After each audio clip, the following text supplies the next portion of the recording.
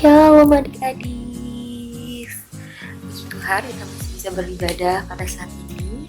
Kiranya adik-adik di rumah juga masih dalam keadaan yang baik ya. Adik-adik, sebelum kita mulai ibadah kita menaikkan satu pujian. Tapi sebelum itu juga kakak mau bilang dong, selamat pagi adik-adik. Coba dong bilangin juga selamat pagi kepada orang-orang di sekitar adik-adik, ke mama, ke papa.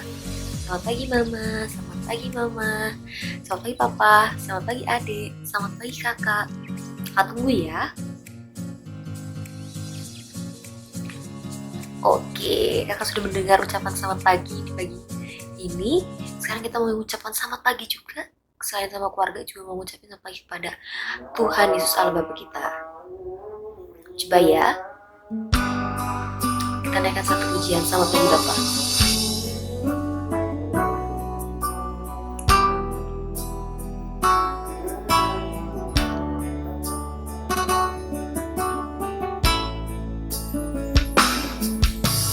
Selamat pagi Bapa, selamat pagi Yesus, selamat pagi Roh Kudus. Terima kasih atas anugerah-Mu, semalam telah berlalu. Ku memuji, bersyukur, memuliakan nama-Mu, Allah Bapa, Putra Roh Kudus. Terima kasih.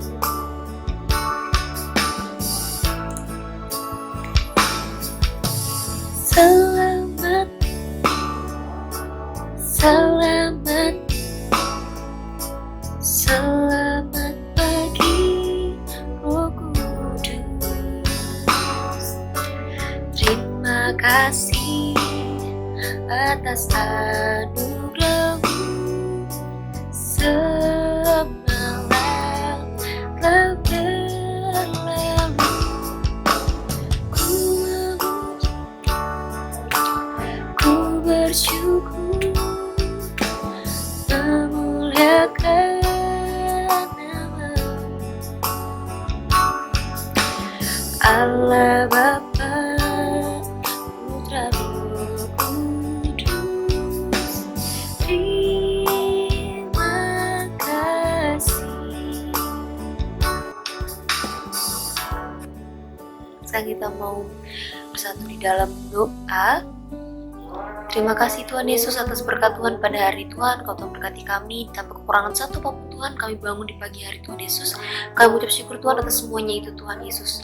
Tuhan sebentar kami ingin menghadapkan diri kami ke dalam nama-Mu Tuhan Yesus. Kami ingin puji muliakan nama-Mu. Kiranya Tuhan yang mempersiapkan hati dan pikiran kami Tuhan yang terfokus di dalam nama-Mu Tuhan Yesus. Tuhan, kalaupun masih ada teman-teman kami yang masih malas untuk beribadah, kiranya Tuhan yang mengetuk hati mereka Tuhan, hingga mereka Tuhan bisa kembali beribadah di rumah mereka masing-masing Tuhan. Karena kami percaya Tuhan, walaupun kami masih terpisah, tapi tidak mengurangi berkat yang Tuhan berikan kepada kami Tuhan masing-masing. Kiranya kami semakin tumbuh dalam iman Tuhan melalui ibadah kali ini Tuhan Yesus. Dan doa kami Tuhan Yesus, amin. Oke adik-adik, mari kita melanjutkan ibadah kita dengan menyanyikan lagu Jalan Serta Yesus. Semuanya semangat ya.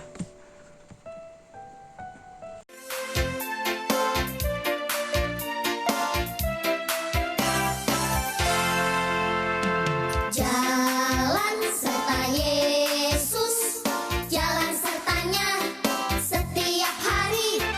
Jalan serta Yesus selamanya. Jalan dalam suka, jalan dalam duka,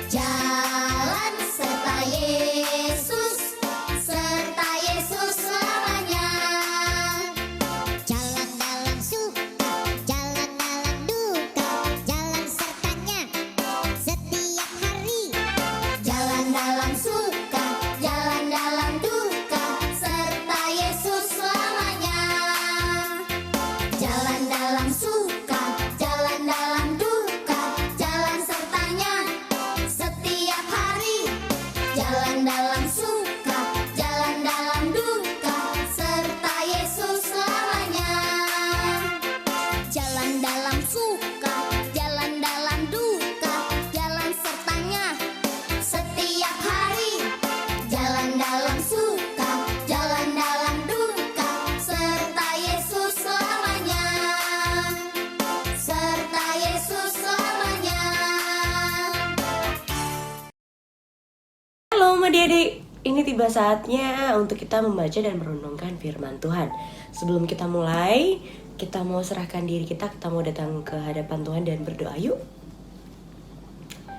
Bapa yang bertata dalam kerajaan surga, terima kasih ya Tuhan untuk penyertaan-Mu sepanjang ibadah kami. Bila sebentar lagi ya Tuhan, kami akan membaca dan juga merenungkan firman-Mu ya Tuhan Yesus. Berbicaralah karena kami siap mendengar ya Tuhan, berikan juga kami hikmat dan kemampuan agar setiap firman yang kami boleh dengar ini tidak hanya kami dengar saja, tapi boleh diam dalam hati kami dan juga kami lakukan dalam kehidupan kami sehari-hari. Terlebih ya Tuhan, berkatilah hamba-Mu ini ya Tuhan dalam menyampaikan firman-Mu, agar apapun yang setiap kalimat yang boleh keluar dari mulut hamba, semuanya itu datang daripada-Mu dan juga boleh menjadi saluran berkat untuk adik-adik sekolah minggu. Terima kasih Tuhan Yesus yang baik, dalam Tuhan Yesus Kristus kami sudah berdoa dan mengucap syukur. Amin. Oke, untuk firman kali ini adik kakak mau ngajakin adik-adik untuk membuka satu nats ya di Matius 26 ayat 36 sampai 46. Oke. Kakak akan bacakan untuk adik-adik semuanya. Sudah dapat? Matius 26 ayat 36 sampai 46. Di Taman Getsemani, maka sampailah Yesus bersama-sama murid-muridnya ke satu tempat yang bernama Getsemani. Lalu ia berkata kepada murid-muridnya, "Duduklah di sini, sementara aku pergi ke sana untuk berdoa." Dan ia membawa Petrus dan kedua anak Zebedeus sertanya. Maka mulailah ia merasa sedih dan gentar. Lalu katanya kepada mereka, "Hatiku sangat sedih, seperti mau mati rasanya. Tinggallah di sini dan berjaga-jagalah dengan aku." Maka ia maju sedikit, lalu sujud dan berdoa. Katanya, "Ya Bapakku, jikalau sekiranya mungkin, biarlah cawan ini lalu daripadaku. Tetapi janganlah seperti yang ku kehendaki, melainkan seperti yang Engkau kehendaki." Setelah itu ia kembali kepada murid-muridnya itu dan mendapati mereka sedang tidur. Dan ia berkata kepada Petrus, "Tidakkah kamu sanggup berjaga-jaga 1 jam dengan aku? Berjaga-jagalah dan berdoalah, supaya kamu jangan jatuh ke dalam pencobaan. Roh memang penurut tetapi daging lemah." Lalu ia pergi untuk kedua kalinya dan berdoa. Katanya, "Ya Bapakku, jikalau cawan ini tidak mungkin lalu, kecuali apabila aku meminumnya, jadilah kehendak-Mu." Dan ketika ia kembali pula, ia mendapati mereka sedang tidur, sebab mata mereka sudah berat. Ia membiarkan mereka di situ, lalu pergi dan berdoa untuk ketiga kalinya dan mengucapkan doa yang itu juga. Sesudah itu, ia datang kepada murid-muridnya dan berkata kepada mereka, "Tidurlah sekarang dan istirahatlah. Lihat, saatnya sudah tiba bahwa Anak Manusia diserahkan ke tangan orang berdosa. Bangunlah, marilah kita pergi.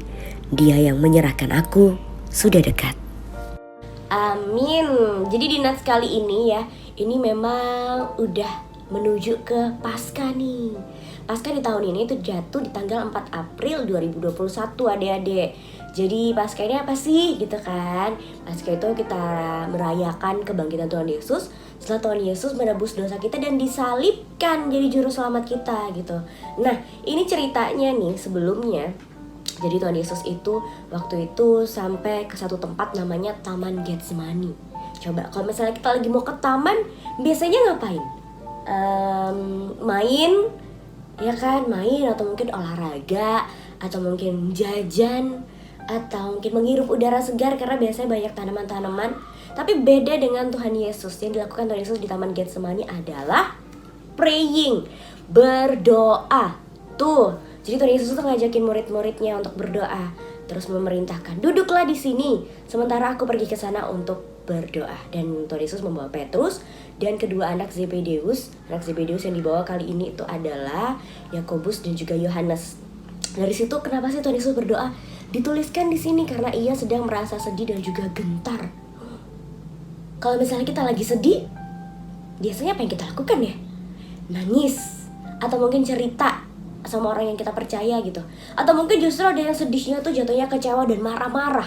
Kenapa kok kayak yang kejadian kok gak sesuai sama yang aku mau sih? Jadinya marah-marah, moodnya berantakan, bahkan mungkin ada yang malas makan, malas belajar, malas ngapa-ngapain. Tapi kita mau belajar banyak dari teladan Tuhan Yesus yang dari nas yang kita baca. Apakah itu? Yang pertama, Tuhan Yesus itu mencari Bapa ketika sedang sedih. Jadi ini pertama kali banget yang dicari sama Tuhan Yesus itu adalah Bapa. Padahal Tuhan Yesus lagi bareng sama muridnya. Jadi kayak besar kemungkinan sebenarnya Tuhan Yesus bisa kan cerita atau curhat sama muridnya lagi sedih nih. Biasanya setelah cerita kita tuh agak lega. Tapi Tuhan Yesus memilih ceritanya ini langsung kepada Bapa. Ya, langsung kepada cari Bapaknya. Nah, kenapa seperti itu? Karena ketika Yesus turun ke bumi menjadi manusia itu punya perasaan sama kayak kita adik-adik. Jadi jangan dikira Tuhan Yesus itu kayak ngerasain apa yang kita rasain. Sama seperti manusia, jadi kayak bisa ngerasain sedih, bisa ngerasain takut juga, bisa ngerasain kecewa itu segala macam sama kayak yang kita rasain. Tapi teladan selanjutnya yang kita mau pelajari adalah di ayat 39. Di sini dituliskan, maka ia maju sedikit lalu sujud dan berdoa. Sujud dan berdoa. Katanya, ya Bapakku, jikalau sekiranya mungkin, biarlah cawan ini lalu daripadaku, tetapi janganlah seperti yang ku kehendaki, melainkan seperti yang engkau kehendaki. Tuh, keren gak tuh doa-doanya? Biasanya kalau kita doa tuh kan gini ya, biasanya kita mau apa nih, kita lagi mau mainan baru ya kan, atau misalnya ya kita lagi main baru, kita doa, Tuhan Yesus, aku lagi mau banget mainan baru itu, aku lagi pengen mainan atau kalau nggak handphone baru deh Tuhan, please ya, itu aja buat hadiah aku ya Tuhan, please aku harus punya handphone baru, terima kasih Tuhan, amin, gitu kan. Tapi kesannya apa? Kayak kita tuh memerintah atau nyuruh Tuhan Yesus, Tuhan pokoknya ini ya ini gitu kan, ya kan. Padahal Tuhan yang lebih tahu dari hidup kita. Apakah di usia kita yang sekarang kita tuh udah perlu handphone? Atau kalau misalnya ntar dikasih handphone, jangan-jangan yang ada kita malah jadi jarang main sama kakak adik. Jangan-jangan kita jadi malas belajar karena terlalu asik sama handphonenya. Itu beberapa contohnya aja. Tapi Tuhan Yesus kerennya di sini apa? Tuhan Yesus bilang, jadi kalau di sini bilang di ayat 39, ya kan? Kalau sekiranya mungkin, kalau bisa nih Tuhan, biarlah cawan ini lalu daripadaku, jadi nggak perlu dialamin. Tetapi janganlah seperti yang ku kehendaki, tapi jadilah seperti yang engkau kehendaki. Jadi kayak maunya Tuhan Yesus di hidup, maunya Bapa di hidup Tuhan Yesus apa nih? Kalau memang mau nggak mau jalan yang harus ditempuh Tuhan Yesus adalah dengan disalibkan, mengalami berbagai macam penderitaan dulu gitu kan. It's okay. Asalkan itu memang maunya dari Tuhan atau kehendak dari Tuhan.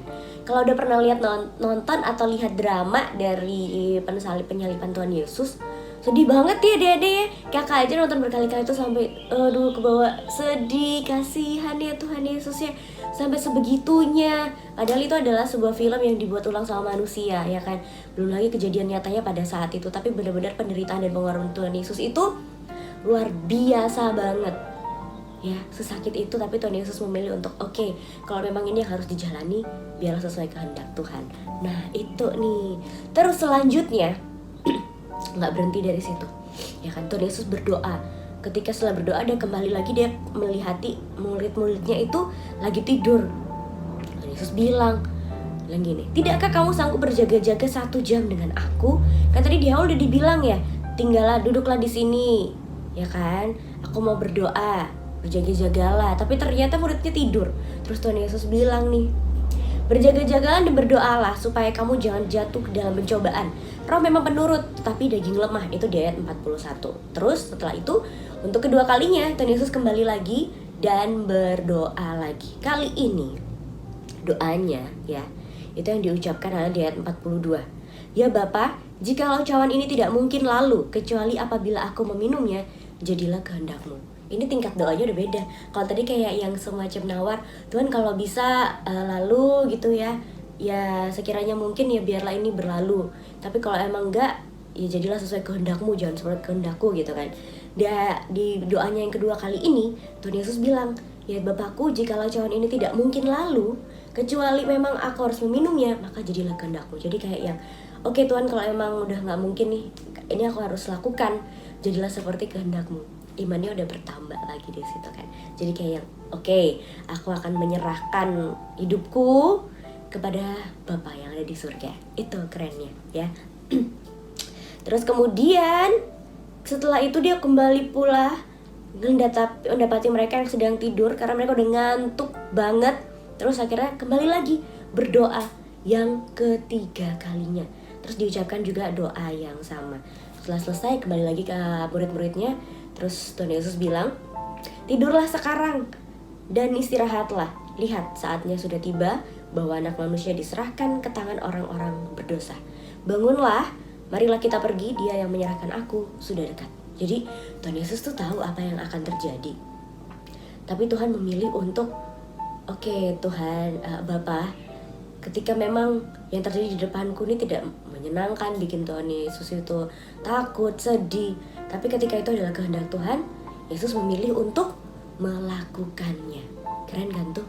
Jadi kayak di sini Tuhan Yesus mengajarkan kita untuk kalau berdoa itu benar-benar doa bukan kita yang memaksakan kehendak kita sama Tuhan, tapi lebih ke bilang sama Tuhan, Tuhan, emang kan ada dibilang nih, mintalah maka engkau akan diberi.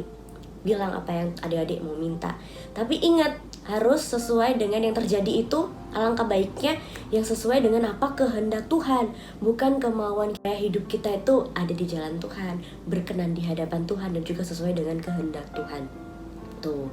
Jadi ketika pun nanti yang terjadi misalnya gak sesuai sama apa yang didoain sama adik-adik, jangan langsung kecewa, jangan langsung marah sama Tuhan. Karena sekali lagi, Tuhan itu lebih tahu apa yang terjadi dalam hidup kita. Sama satu lagi nih, ini penting juga kuncinya. Yang ada di ayat 41. Ketika Tuhan Yesus bilang, berjaga-jagalah dan berdoalah ya, supaya kamu jangan jatuh ke dalam pencobaan. Roh memang penurut tetapi daging lemah. Ini juga nih adik-adik yang kita nggak boleh lupa ya.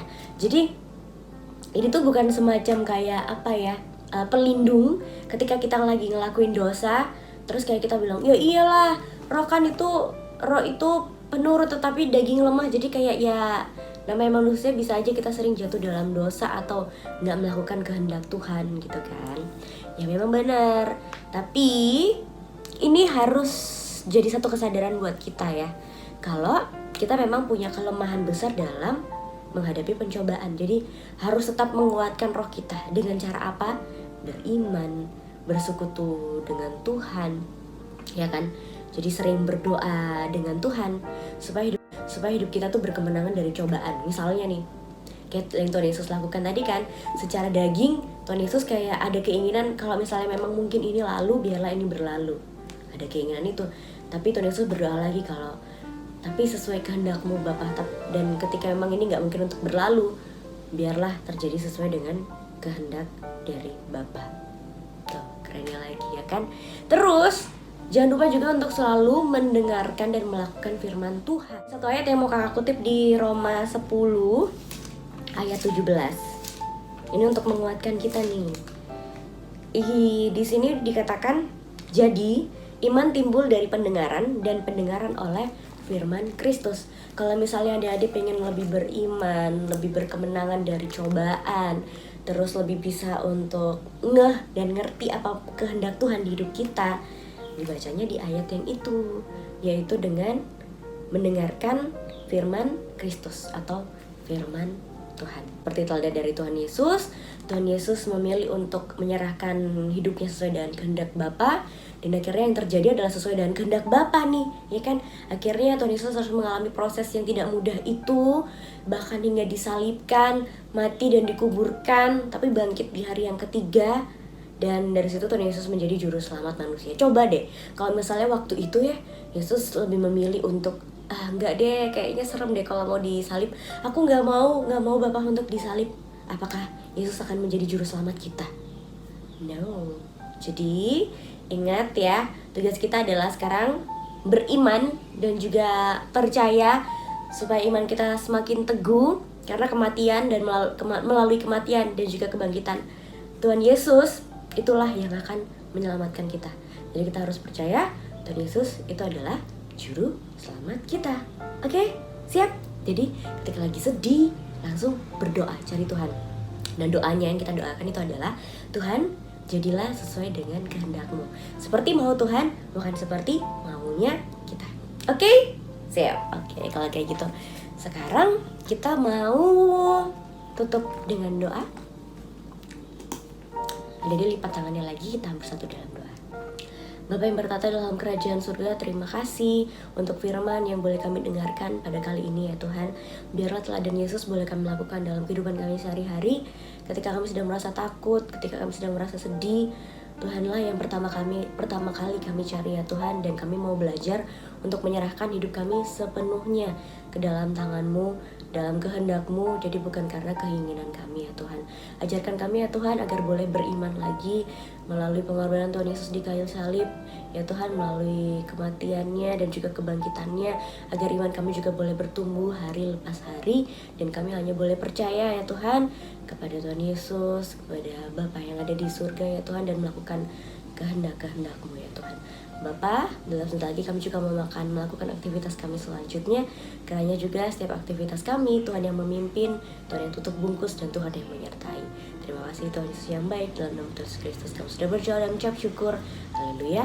Amin. Halo adik-adik sekolah minggu, gimana tadi kita udah mendengarkan firman Tuhan, kita juga udah doa, udah memuji nama Tuhan juga pastinya. Tentunya adik-adik masih tetap semangat dong untuk mengangkat satu buah pujian untuk mengumpulkan persembahan kita pada hari ini. Nah, persembahan kita karena kita ibadah secara virtual, adik-adik bisa titipkan lewat Amang. Nanti bilangin ke Amang, Amang ini persembahan sekolah minggu dari siapa? Misalnya dari Kakak Onit, dari Kak siapa gitu ya. Kalau adik-adik mau memberikan persembahan. Sekarang kita mau angkat satu buah pujian, judulnya ada ya, Yesus itu adalah satu-satunya. Bener nggak sih Yesus itu adalah satu-satunya di dalam hidup kita? Bener? Bener apa bener? Percaya, yang percaya bilang amin. Amin. Oke, kita mau angkat satu buah pujian. Yuk bangkit berdiri kita, joget sama-sama.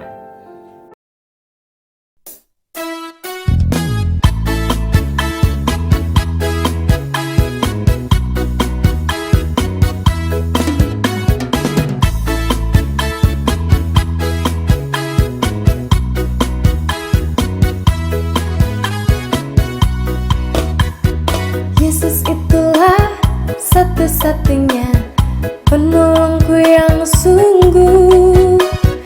Ia berjanji akan kembali pada kita semua.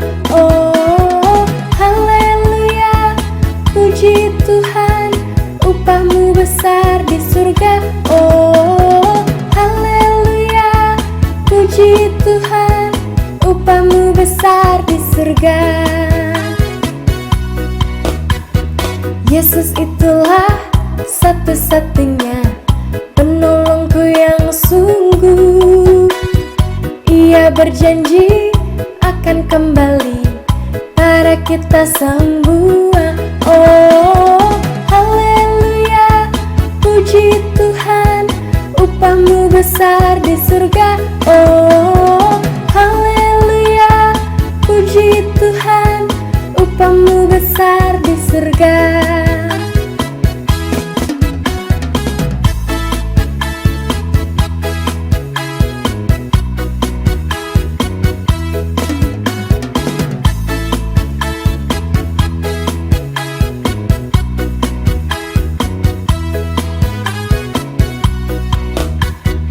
Yesus itulah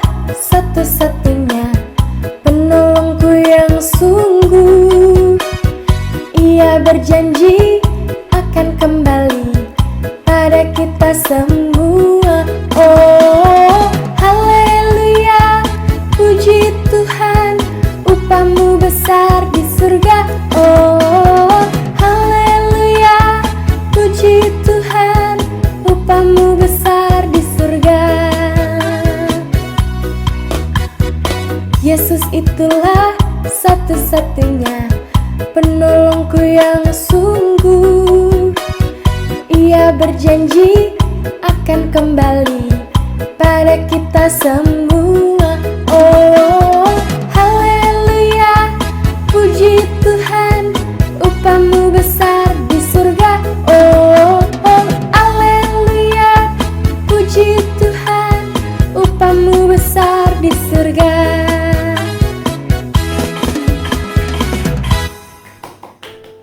Oke, kita lanjut ke acara selanjutnya. Nah, adik-adik, kita udah tiba di penghujung acara kita. Kita tadi udah melakukan pujian, terus kita udah lakukan doa pembuka, terus kita pujian, kemudian kita mendengarkan firman. Setelah kita mendengarkan firman, sekarang kita udah pujian lagi menyampaikan persembahan. Yuk, kita berdoa penutup sebelum kita mengakhiri ibadah kita. Kita mau doa dulu buat doa persembahan, supaya persembahan kita berkenan di hadapan Tuhan. Kalau udah, sabar ya adik-adik, sedikit lagi ibadah kita selesai. Yuk, kita berdoa, jangan lupa lipat tangannya dan tutup mata. Mari kita bersatu di dalam doa. Ikuti doa karya dalam hati adik-adik. Bapa yang bertata dalam kerajaan surga, terima kasih Tuhan buat berkat-Mu pada hari ini. Kami bisa mengikuti dan melaksanakan ibadah online kami Tuhan. Kiranya biar Engkau yang berkati, biar Engkau yang sertai, biar Engkau yang lindungi, jauhkan dari kami mara bahaya dan semacamnya. Begitu juga Tuhan atas urapan, atas hikmat yang Kau berikan, sehingga kami juga bisa mendengarkan firman Tuhan. Biarlah Tuhan, apa yang menjadi firman-Mu Tuhan, adik-adik sekolah minggu dapat melakukannya di dalam kehidupan mereka sehari-hari. Berikan kami kekuatan dan kemampuan ya Bapa. Begitu juga Tuhan, apapun yang sedang kami hadapi dalam 1 minggu ke depan, biar Engkau berkati, biar Engkau sertai, dan biar Engkau yang lindungi kami. Engkau berkati setiap apa yang menjadi rencana kami, Engkau berkati setiap langkah dan aktivitas kami. Begitu juga ya Bapa, kami berdoa untuk persembahan yang kami sampaikan. Tuhan, biarlah persembahan ini dapat berguna bagi gereja dan juga bagi siapapun yang membutuhkan Tuhan. Biarlah Tuhan apa yang kami sampaikan, persembahan ini berkenan di hadapan-Mu. Kami berdoa Bapa buat segalanya, kami serahkan ke dalam tangan pengasihan-Mu, biar apapun yang terjadi sesuai dengan rencana dan kehendak dari Engkau.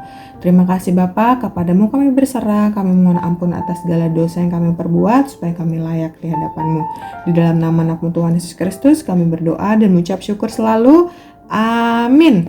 Selamat hari Minggu adik-adik, selamat ketemu minggu depan. Jangan lupa tetap jaga kesehatan, kalau keluar jangan lupa pakai masker, cuci tangan, dan juga jaga jarak ya adik-adik. Dadah, sampai ketemu.